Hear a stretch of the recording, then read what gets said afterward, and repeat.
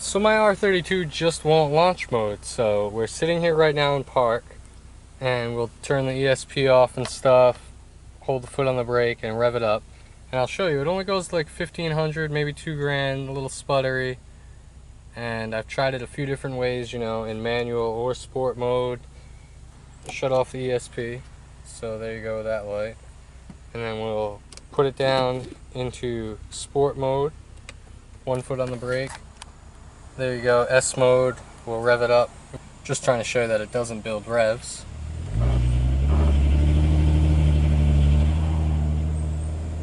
And that was to the floor, so ESP off. We'll wait 10 seconds. 1 foot on the brake. We'll go back to sport mode, same thing.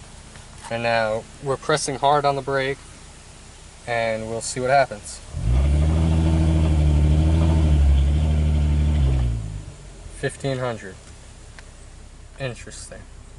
So, you guys think it's because of that? We'll try it one more time in manual mode. Put on the brake. This time we're in manual mode.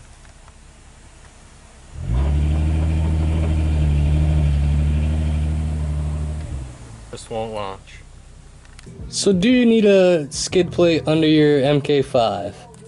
Well, I've had mine for about a year now, and taking the pan off to do oil changes and stuff, I noticed that it had never hit the ground, right? So it's kind of like, oh, my R32 is pretty dialed in, it's not scraping, didn't really need the skid plate after all, until the other day, about 2 days ago, there was an overpass. I was going down the highway, and you know, after the transition you get the bounce, and you can see right there. So that's a pretty big gouge in it, and it's right where the oil pan is, at that bend in the skid plate. So if this wasn't on there, oil pan would have took that hit for sure. It does add a little bit of weight, that's the only thing I don't like about it, but you know, right there, that could have paid for itself.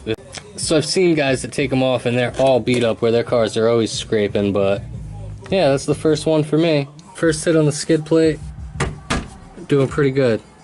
Switching back from the Premium 8 touchscreen radio to the Premium 7. Why would somebody do that, you might ask? Well, so if I want to switch CDs, it's a whole process. You have to go to Selection, then File, choose your audio CD.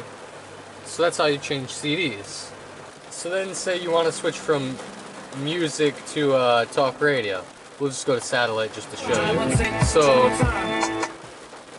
for high school. Get Smart is a TV show. No, I know, but now when I go to talk radio, I want to turn the bass down, because so instead of just the knob, like here on the touchscreen radio, just a quick twist of the knob, you have to go into the menu, go into another menu, and then go down a couple notches. You see where I have it there. So that's kind of how I'd leave it for talk radio, and then with music I would just leave it at factory middle. So to keep switching that's kind of a pain. So yeah, I mean, this is just way better to look at, and it's just way more easy to use.